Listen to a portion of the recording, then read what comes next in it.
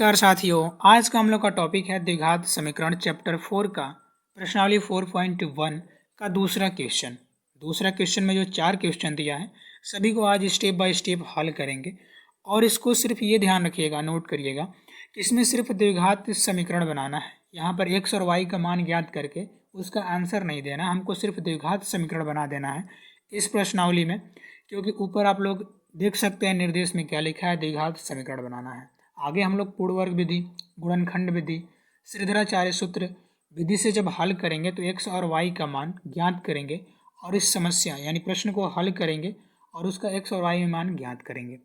तो अगले प्रश्नावली का वीडियो सबसे पहले पाने के लिए या मैथ सॉल्यूशन सबसे पहले पाने के लिए वीडियो को ज़रूर लाइक करिएगा और चैनल को सब्सक्राइब करिएगा और कमेंट बॉक्स में अपना क्वेश्चन अवश्य लिखिएगा कि आपका क्वेश्चन आखिर क्या है, कहाँ समझ में आ रहा है, कहाँ नहीं आ रहा। जो भी क्वेश्चन है कमेंट बॉक्स में ज़रूर लिखिएगा ताकि हम आपका उत्तर दे सकें। ओके, अब इस क्वेश्चन को हम लोग पढ़ते हैं। क्वेश्चन देखिएगा क्या लिखा है कि एक आयताकार भूखंड, भूखंड मतलब कोई भी आप क्षेत्रफल ले लीजिए, या तो आपका घर का आंगन हो जाए या आपका कोई खेत हो जाए, कुछ भी हो जाए। तो यहाँ पर एक आयताकार भूखंड का क्षेत्रफल कितना है, 528 मीटर स्क्वायर है। ये तो ठीक है, मतलब क्षेत्रफल आयताकार है। क्षेत्र की लंबाई मीटर में है, क्षेत्र की लंबाई भी और चौड़ाई भी। चौड़ाई क्या है कि दुगुने से एक अधिक है, लंबाई क्या है, चौड़ाई से दुगुने से अधिक एक अधिक है। हमें भूखंड की लंबाई और चौड़ाई ज्ञात करनी है। तो भूखंड की लंबाई और चौड़ाई इसमें ज्ञात नहीं करना, सिर्फ समीकरण बना देना है ना। और लंबाई और चौड़ाई अगले प्रश्नावली में ज्ञात करना है आपको, क्योंकि जितना क्वेश्चन में बोला है उतना ही सॉल्व करेंगे, तभी आपको उचित एग्जाम में अंक भी मिलेगा। चलिए पहले हम यहाँ पे एक आपको आरेख द्वारा समझाना चाहेंगे। ये देखिए, मान लीजिए हमारा ये भूखंड हो गया, ये हमारा भूखंड हो गया। भूखंड का क्षेत्रफल कितना है, 528 मीटर स्क्वायर। क्लियर इतना, यानी पूरा क्षेत्रफल कितना है इसका, 528 मीटर स्क्वायर। अब यहाँ पे बोल रहा है कि जो लंबाई है ना, चौड़ाई के दुगुने से एक अधिक है। तो हम मान लेते हैं चौड़ाई क्या है कि x है, चौड़ाई x मीटर चौड़ाई है। इतना क्लियर है। लंबाई को हम क्या करते हैं कि क्या कर रहा है कि चौड़ाई के 2 गुना, तो 2x हो जाएगा, 2 गुना से एक अधिक है, से एक अधिक है तो प्लस जोड़ना पड़ेगा ना, अधिक है तो।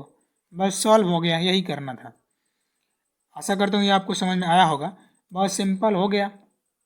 करना क्या है कि हम लोग जानते हैं कि आयत का क्षेत्रफल क्या होता है, आयत, क्योंकि द्विघात समीकरण बनाना है ना, आयत का क्षेत्रफल आपको पता होगा, आयत का क्षेत्रफल लंबाई गुणे चौड़ाई होता है। आयत का क्षेत्रफल ये लंबाई और गुणे चौड़ाई।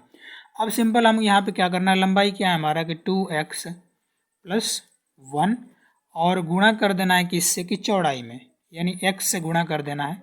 528 हमको लिख देते हैं क्योंकि लंबाई गुणे चौड़ाई आयत का क्षेत्रफल है ना। अब आप बाएं साइड लिखिए, दाएं साइड लिखिए। हम तो लिख दिए यहाँ पे कि 2x + 1 गुणे x बराबर 528 मीटर, ये क्षेत्रफल हमारा हुआ। बस सिंपल इसको x का एक बार 1 में गुणा करिए, x का एक बार 2x में गुणा करिए, बस गुणा कर दीजिए तो क्या होगा 2x स्क्वायर। क्लियर है इतना, +1 यानी 1 में गुणा करिए तो 1 में गुणा करेंगे क्या होगा, x ही होगा, बराबर 528। बस सॉल्व हो गया, बस यही करना था। 2x स्क्वायर, अब ये प्लस तो x होगा ही, अब ये प्लस में है, अब बराबर के अपोजिट में आएगा तो क्या होगा, माइनस में 528 बराबर 0। इतना आसान, एकदम आसान है। तो क्या है, x square plus bx + c बराबर 0 के रूप में है। इसी रूप में द्विघात समीकरण के रूप में हमको करना था। हमारा समीकरण बन गया कि 2x स्क्वायर + x - 528। ओके, तो द्विघात समीकरण के रूप में क्या हो गया, निरूपित हो गया द्विघात समीकरण। ठीक है, द्विघात समीकरण निरूपित, यही हमारा उत्तर होगा। क्लियर है। चलते हैं अगले क्वेश्चन पे, और क्वेश्चन अच्छा लगा तो वीडियो को लाइक अवश्य करिएगा आप लोग। चलते हैं दूसरे क्वेश्चन को और सॉल्व करते हैं। दूसरा क्वेश्चन देखिएगा क्या बोल रहा है। दूसरा क्वेश्चन हम यहाँ पे पढ़ रहे हैं कि 2 क्रमागत धन पूर्णांक।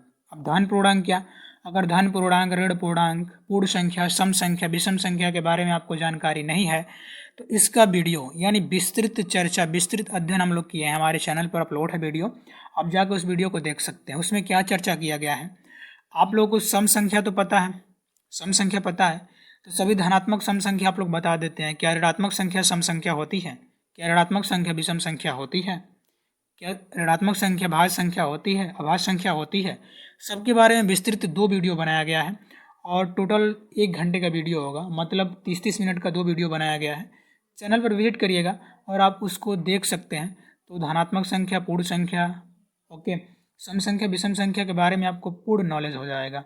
ठीक है, तो आगे बढ़ते हैं। यहाँ पर हम देखते हैं कि 2 क्रमागत धन पूर्णांकों का गुणनफल, अब गुणनफल बोला है मतलब गुणा किया है। कितना है? तो 306 है। कितना है? तो 306 है। अब आगे देखते हैं, हमें पूर्णांक ज्ञात करना है। दिमाग यहाँ पर दिमाग लगाना हमको क्या कि यहाँ पर ध्यान दीजिएगा, हम यहाँ पर लिख सकते हैं कि क्रमागत धन पूर्णांक, ओके, तो हम यहाँ पर लिख सकते हैं कि माना पहला धन पूर्णांक, पहला धन पूर्णांक क्या हो जाएगा? पहला धन पूर्णांक को हम x मान लेते हैं। अब आपको ये तो पता है ना कि पहला अगर x होगा तो क्रमागत क्या होगा? क्रम से आने वाली संख्या को क्रमागत कहते हैं। तो माना पहला धन पूर्णांक x है, तो क्रमागत धन पूर्णांक क्या हो जाएगा? क्रमागत धन पूर्णांक हो जाएगा बराबर x + 1। क्लियर है? तो पहला धन पूर्णांक हमारा x, क्रमागत धन पूर्णांक क्या हो जाएगा? x + 1। या हमको दूसरा भी कह सकते हैं, इसको दूसरा धन पूर्णांक, ओके, दूसरा धन पूर्णांक कह सकते हैं। क्लियर है इतना? अब गुणनफल क्या है? गुणनफल है हमारा, गुणनफल है 306। ठीक है इतना? अब बोल रहा है कि दोनों यानी प्रथम धन पूर्णांक और द्वितीय धन पूर्णांक का गुणनफल कितना है? 306 है। हमको तो समीकरण बनाना है, गुणा करना पड़ेगा। तो क्या कर देंगे? प्रथम, ओके, दो धनात्मक पूर्णांकों का गुणनफल 306 है, तो हमको गुणा तो करना पड़ेगा ना। तो हम लिख देते हैं x गुणे x + 1, यानी प्रथम धन पूर्णांक द्वितीय धन पूर्णांक बराबर 306। क्लियर है इतना? अब x का एक बार x में गुणा करिए, x का एक बार +1 में गुणा करिए, तो x क्या हो जाएगा? x² + x बराबर 306। अब यहाँ पे जब अगर सॉल्व करेंगे तो x² + x - 306 बराबर 0। अब ये तो हमारा क्या हो गया? द्विघात समीकरण। यही हमारा द्विघात समीकरण के रूप में निरूपित है। आप इसको कह सकते हैं कि ये एक x² + bx + c बराबर 0 के रूप में क्या है? निरूपित है। हम यहाँ पर लिख सकते हैं कि द्विघात समीकरण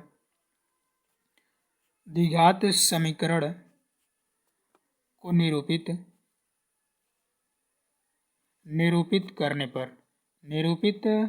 करने पर क्लियर है?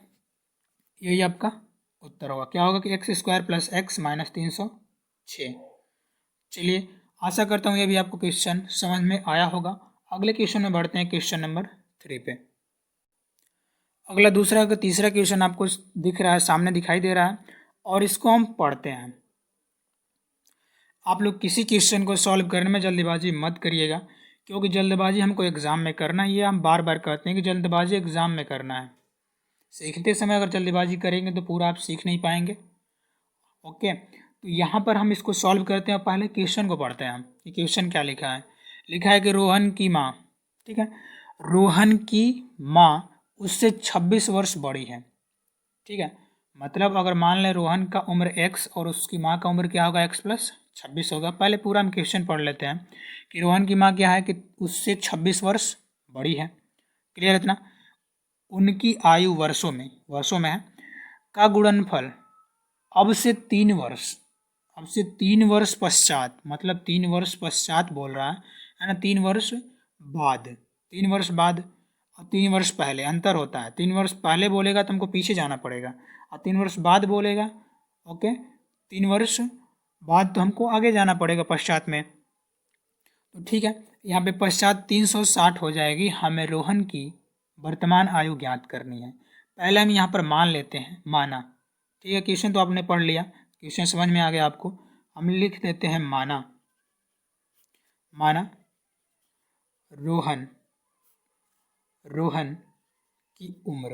रोहन की उम्र क्या है?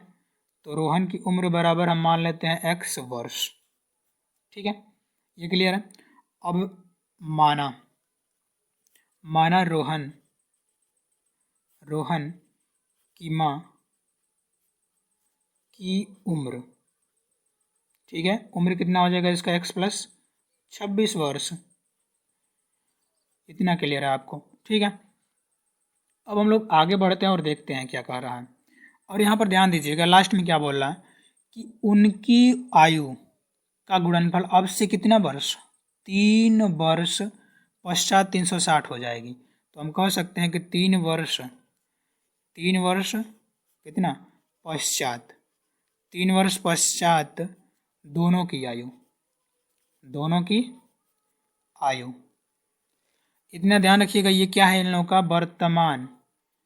वर्तमान आयु, ये ध्यान रखिएगा इन दोनों का वर्तमान आयु ये है, और 3 वर्ष पश्चात दोनों की आयु आगे हमको लिखना है। तो 3 वर्ष पश्चात दोनों की आयु क्या हो जाएगी, तो यहाँ पर हम लिख देते हैं रोहन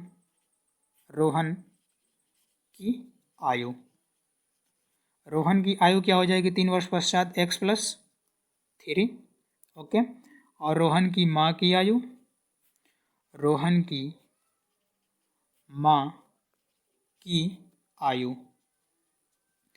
बात करें रोहन की माँ की आयु की, तो यहाँ पे हो जाएगा x प्लस 26, और इसमें भी 3 जोड़ना पड़ेगा हमको, क्योंकि 3-3 वर्ष पश्चात बोल रहा है ना, बाद बोल रहा है, तो दोनों में 3-3 वर्ष जोड़ना पड़ेगा। यानी 3 वर्ष इसमें जोड़े, 3 वर्ष इसमें जोड़े, ये क्या हुआ, दोनों का उम्र क्या हुआ, वर्ष में हुआ। इतना समझ में आ रहा, ठीक है। अब इसको हम क्या लिख सकते हैं, इसको तो हम लिख सकते हैं कि x प्लस 6-3-9 यानी 29 वर्ष, x प्लस 29 वर्ष। अब बस कुछ नहीं करना, बस नीचे गुणा ही करना है ना। 3 वर्ष पश्चात बोल रहा है यहाँ पर, देखिएगा क्वेश्चन हम आपको दिखाना चाहेंगे कि 3 वर्ष, अब से 3 वर्ष पश्चात 360 हो जाएगी। तो 3 वर्ष पश्चात तो हम लोग निकाल लिए ना कि 3 वर्ष पश्चात रोहन की आयु और रोहन की माँ की आयु, ओके। अब 3 वर्ष पश्चात गुणा करना है, गुणनफल बोल रहा है, तो गुणा करेंगे तो क्या होगा कि हमको यहाँ पर x प्लस 3 रोहन की आयु गुणे उसकी माँ की आयु, तो x प्लस 29 वर्ष बराबर कितना है 360। इतना क्लियर है 360। अब देखिए यहाँ पे गुणा करते हैं, x का एक बार x में, अगले x का 29 में, उसी प्रकार 3 का एक बार x में, 3 का एक बार 29 में गुणा करना है। अब अगर गुणा करें तो x का x में गुणा करेंगे तो क्या होगा x स्क्वायर प्लस, अब x गुणे 29 तो क्या हो जाएगा 29x प्लस, ये प्लस है तो प्लस लिखिए 3x, तो क्या हो जाएगा 3x प्लस 3 का गुणा 29 में करिए, तो 3 का गुणा 29 में करेंगे तो यह 9 27 87 बराबर 360। ये क्लियर है इतना। बाकी अब तो सॉल्व करना है, सॉल्व कर लेंगे आप लोग। यहाँ पर देखिएगा क्या होगा कि x स्क्वायर, ओके, प्लस 29 और 3 को हम लोग जोड़ दें तो क्या हो जाएगा, यहाँ पर 29 और 3 को जोड़ें तो हो जाएगा 9 3 12 32x बराबर, अब ये 87, ये चर को एक तरफ करते हैं हम, अचर को एक तरफ करते हैं, तो चर तो सेम साइड था, अचर को हम क्या करते हैं बराबर के अपोजिट में ले जाते हैं, तो 360 माइनस 87 हो गया। अब आगे जब इसको हम लोग हल करेंगे तो x स्क्वायर प्लस 32x, अब आगे बराबर करते हैं, जब इसको हम लोग घटाएंगे तो क्या होगा, घटा दीजिए यहाँ पर, तो 3 7 2 273 और द्विघात समीकरण के रूप में हम लोग लिख सकते हैं x square plus 32x, okay, बराबर अब तो होगा नहीं, यहाँ पे प्लस इधर आएगा तो माइनस 273, तो 32x माइनस 273 बराबर 0। ये क्या हो जाएगा हमारा द्विघात समीकरण के रूप में व्यक्त हो गया। अब इसकी तुलना ax square plus bx plus c बराबर 0 से आप कर सकते हैं, करेंगे तो क्या होगा द्विघात समीकरण के रूप में निरूपित है, द्विघात समीकरण का निरूपण, ठीक है। अगर इसको हल करने के लिए बोलता तो हम लोग सॉल्व करते हैं, लेकिन सिर्फ बोला है कि आप द्विघात समीकरण का निरूपण कीजिए, तो जितना क्वेश्चन में बोला जाए उतना ही सॉल्व करिए, ओके। ये क्वेश्चन इस हल हो गया और आंसर होगा x square plus 32x minus 273, okay. चलिए प्रश्नावली 4.1 का लास्ट क्वेश्चन है, मतलब दूसरा का लास्ट चौथा क्वेश्चन। अब इसको इतना अच्छी तरीके से हम लोग हल करेंगे ना कि ज़िंदगी भर नहीं बोलेंगे। देखिएगा कैसे। यहाँ पर एक कंसेप्ट समझिएगा, हम क्वेश्चन को पढ़ ले रहे हैं उसके बाद बता रहे हैं कि आपको कैसे हल करना है, आखिर रूल क्या है। पहले क्वेश्चन को हम पढ़ लें। यहाँ पर देखिएगा, बोला है क्या, एक रेलगाड़ी 480 किलोमीटर की दूरी, अब 480 किलोमीटर की दूरी दे दिया है, समान चाल से तय करती है। मतलब एक समान चाल होगा, जो भी उसका होगा एक समान चाल है, करती है। यदि इसकी चाल 8 किलोमीटर पर आवर कम होती है ना, कम होती, तो उसी दूरी को तय करने में वह कितना घंटा लगाती? 3 घंटे अधिक लगा देती। यानी 8 किलोमीटर पर आवर की चाल अगर हम कम कर दें तो वह 3 घंटे का समय ले लेती है। अच्छा ठीक है, ये तो समझ में आ रहा। हमें रेलगाड़ी की चाल याद करनी है। यहाँ पर ध्यान दीजिएगा, हमको रेलगाड़ी की चाल नहीं बताना। क्वेश्चन में बोला है कि सिर्फ द्विघात समीकरण का निरूपण कर दीजिए, द्विघात समीकरण बना दीजिए। समीकरण जब आप बना देंगे तो अगली प्रश्नावली में आप सीखेंगे कि इसको कैसे हल किया जाता है। ठीक है, तो स्टेप बाय स्टेप आप देखते रहिएगा इसको कैसे हम लोग हल करेंगे। एकदम दिमाग में बैठने वाला है, दिमाग में ठोक लेंगे हम इसको। देखिए कैसे। यहाँ पर ये बात ध्यान दीजिएगा कि अगर हम 480 किलोमीटर की दूरी समान चाल से तय करती है, कोई भी चाल उसका होगा, ठीक है, तो वो एक निश्चित समय में तय कर देती है, एक निश्चित समय में तय कर देती होगी, कोई भी समय उसका होगा, मान लेते हैं उसको T1। और जब 8 किलोमीटर कम चाल से जा रही है तो उसको T2 मान ले रहे हैं। तो अगर चाल अधिक चाल से जाए तो उसको कम समय लगेगा, और कम चाल से जाए तो अधिक समय लगेगा। तो वही मतलब क्या करना है कि समय माइनस समय बराबर समय। दिमाग में समझ में आ रहा कुछ? कि समय यानी जो समय उसको लग रहा है समान चाल में जाने में, और जो समय लग रहा है कम चाल से जाने में, ठीक है, तो कम चाल से जाने में क्या लगेगा? उसको अधिक समय लगेगा। उस समय में से कम चाल से जाने में लगा समय को घटा देंगे तो 3 घंटा आ जा रहा है। बस इसको दिमाग में रखिएगा, आगे हम इसको हल करते हैं। देखिए कैसे। यहाँ पर देखिएगा, सिंपल एग्जाम में तो आपको हल करना पड़ेगा, कोई कंपटीशन का एग्जाम है नहीं कि हमको सिर्फ आंसर लाना होगा। आंसर लाना होगा तो सिंपल आंसर हम लोग ला सकते हैं, लेकिन इसको एग्जाम में, हाई स्कूल के एग्जाम में, बोर्ड में हल करना है हमको। ओके, तो यहाँ पर हमको लिखना पड़ेगा क्या कि माना, माना ट्रेन, जो ट्रेन है, ट्रेन की नियत चाल हम लोग देखते हैं। नियत चाल हम लोग मान लेंगे, तो नियत चाल क्या मान लेंगे? x किलोमीटर पर आवर मान लेते हैं। x मान लेते हैं, आप x मानिए, u मानिए, है ना, u मान लीजिए, v मान लीजिए, कोई भी मान सकते हैं। हम यहाँ पर x मान रहे हैं, ठीक है ना। अब यहाँ पर आप देखते हैं कि कुल दूरी दोनों का सेम है। तेज जाए यानी तेज चाल से जाए या कम चाल से जाए, दूरी सेम है ना। तो कुल दूरी हम देखते हैं यहाँ पे, कुल दूरी क्या है? कुल दूरी इसका 480 किलोमीटर। ये तो ठीक है इतना, ओके। अब अगर हम बात करें कि अगर नियत चाल से जाए तो लगा समय, यहाँ पर एक बात ध्यान रखिएगा, यहाँ पर ये ध्यान रखिएगा, नियत चाल से चलने में लगा समय,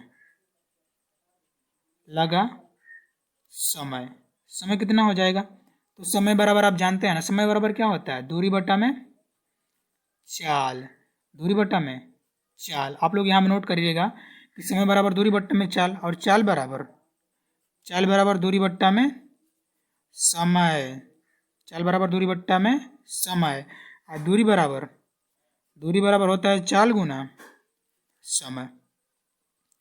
तो ये लिखने की आपको एग्जाम में आवश्यकता है नहीं, ये तो हम आपको समझने के लिए लिख दिए कि आपको याद रहे, ओके ना। बाकी अगर याद होगा आपको तो सही है कि समय बराबर दूरी बट्टा में चाल होता है। तो पहला हम T1 यानी यहाँ पर समय 1, इसको हम समय 1 लिख देते हैं क्योंकि 2 समय निकलेगा, इसलिए इसको हम समय 1 लिख देते हैं। समय 1 बराबर क्या होगा? दूरी बट्टा में चाल। तो दूरी क्या है? कुल दूरी उतना ही रहेगा इसका, 480। दूरी क्या है? 480। अब किलोमीटर, अब चाल क्या है? x किलोमीटर पर आवर, तो x लिख देते हैं।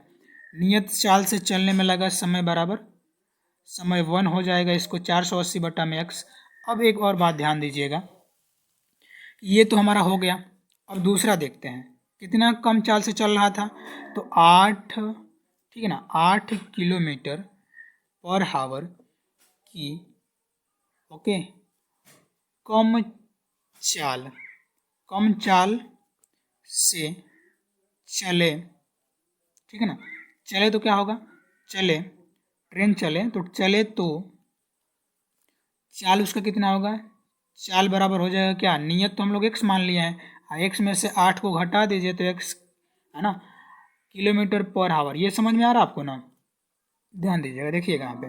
माना ट्रेन का नियत चाल कितना है, x किलोमीटर पर आवर तो मान लिया है ना। अब कोई भी चाल हो, अब अगर 8 किलोमीटर मान लीजिए कोई भी चाल से जा रही है, अगर मान लीजिए 10 किलोमीटर पर आवर की चाल से जा रही है तो उसको हम x मान लिया है, तो 10 में से 8 को घटाएंगे ना, तो वही किए हैं कि x में से 8 को घटा दिए x किलोमीटर पर आवर। ये ठीक है, आगे बढ़ते हैं हम लोग। अब देखते हैं, कुल दूरी तो आपको पता ही है, दूरी सेम रहेगा, इसका दूरी यही रहेगा, ठीक है ना। तो हम लोग क्या करते हैं, कम चाल से, वही 8 किलोमीटर कम चाल से जाने में लगा समय कितना हो जाएगा, समय बराबर इसको, ठीक है ना। तो समय बराबर दूरी बट्टा में चाल होता है, इसको हम समय 2 मान लेते हैं, ठीक है ना, समय 2 मान लेते हैं इसको। अब क्या होगा कि 480 बट्टे में x माइनस 8, क्यों कि दूरी तो 480 ही है, दोनों में फिक्स रहेगा। चाल क्या है, चाल अब की बार क्या हो गया, 8 किलोमीटर घट गया है तो x माइनस 8 लिखे हैं, ठीक है।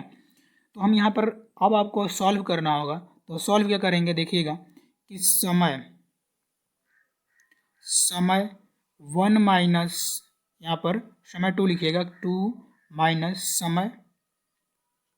समय 1 बराबर 3 घंटा, ठीक है ना, 3 घंटा।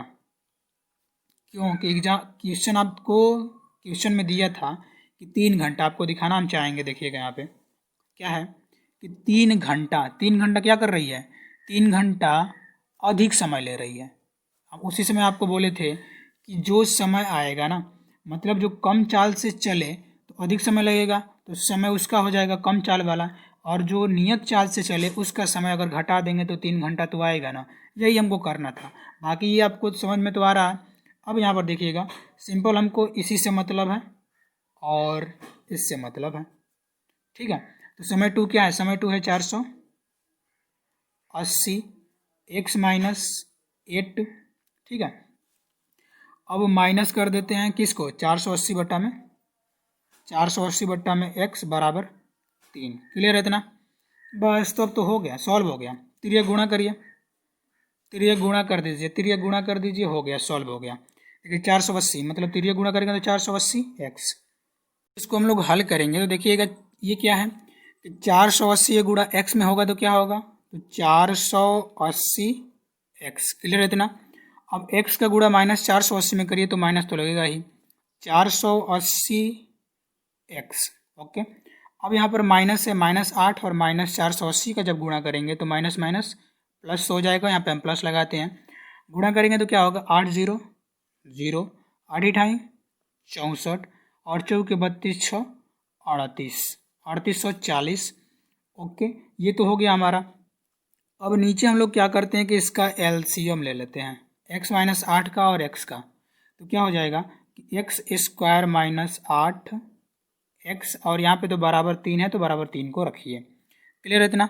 अब आगे जब हम लोग बढ़ेंगे तो आगे इसको हल करते हैं, चलिए 480, अब यहाँ पर वही उतार देते हैं, 480 x माइनस 480 x प्लस 3840 बराबर 3। अब यहाँ पर जो ये तो गुणा होगा, नीचे 1 लिख सकते हैं आप, तिर्यक गुणा यहाँ पर भी करिए, तिर्यक गुणा तो 3 गुणा एक्स स्क्वायर माइनस 8x में होगा, तो यहाँ पर हम लिख सकते हैं कि x square minus 8x, okay. अब यहाँ पर देखिए कि 480x कैंसिल हो गया, बचेगा क्या कि 3840 बराबर, ये 3 गुणा एक बार एक्स स्क्वायर में करिए, 3 गुणा एक बार -8 में करिए, तो एक्स स्क्वायर माइनस 8x और 8 लिखे 24, यानी एक बार इसमें हम सिंपल लिख देते हैं एक बार, क्योंकि यहाँ पर हम सॉल्व किए हैं। फिर 3 से गुणा करते हैं, अब 3 से गुणा करेंगे तो क्या हो जाएगा, 3x स्क्वायर माइनस 8 लिखे 24x। अब अगला क्या होगा यहाँ पे कि बराबर 3840, क्लियर है इतना। अब इसको जब हम लोग हल करेंगे, 3x square minus 24x minus ये प्लस में है तो माइनस होगा इधर, 3840 बराबर 0, यही हमको निरूपित करना था, है ना।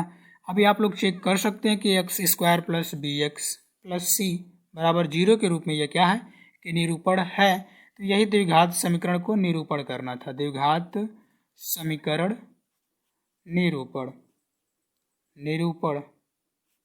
चलिए उत्तर आपका यही होगा। क्लियर है। सबसे लास्ट वाला प्रश्नावली 4.1 का लास्ट वाले क्वेश्चन का उत्तर होगा 3x square minus 24x minus 38 40 बराबर 0। ओके, अगर इसको आप छोटा लिख सकते हैं तो आंसर ये भी दे सकता है कि 3 को कॉमन कर लीजिए, 3 को कॉमन कर लीजिए। तो 3 को कॉमन कर लेंगे तो क्या होगा कि एक्स स्क्वायर माइनस यहाँ पर क्या बचेगा 8 तिली के 24, 8 बचेगा यहाँ पे 8x माइनस, अब 3 को इसको कम करिए यानी भाग दीजिए 3 से, तो क्या होगा कि 12 तिहाई 36, ठीक है, 12 तिहाई 36 और 8 0, ओके बराबर 0। तो यहाँ पर आंसर क्या हो जाएगा कि x square minus 8x minus 1280 बराबर 0। आपका उत्तर ये भी हो सकता है और उत्तर आपका ये भी हो सकता है। क्लियर है। कोई भी उत्तर दे आप उसको सॉल्व कर लीजिएगा। चलिए धन्यवाद। और ये प्रश्नावली को यहीं पर ख़त्म करते हैं क्योंकि प्रश्नावली का लास्ट वाला क्वेश्चन था। वीडियो को एंड करते हैं और लास्ट में यही कहना चाहेंगे कि वीडियो पसंद आए तो वीडियो को लाइक कीजिएगा, चैनल को सब्सक्राइब अवश्य करिएगा और जो भी क्वेश्चन आपका होगा कमेंट बॉक्स में अवश्य दीजिएगा। मिलते हैं एक नए प्रश्नावली यानी प्रश्नावली 4.2 में और एक नए ट्रिक के साथ यानी एक नए नियम के साथ और बेस्ट दमदार तरीके से। तब तक के लिए जय हिंद, हंसते रहिए, वंदे मातरम।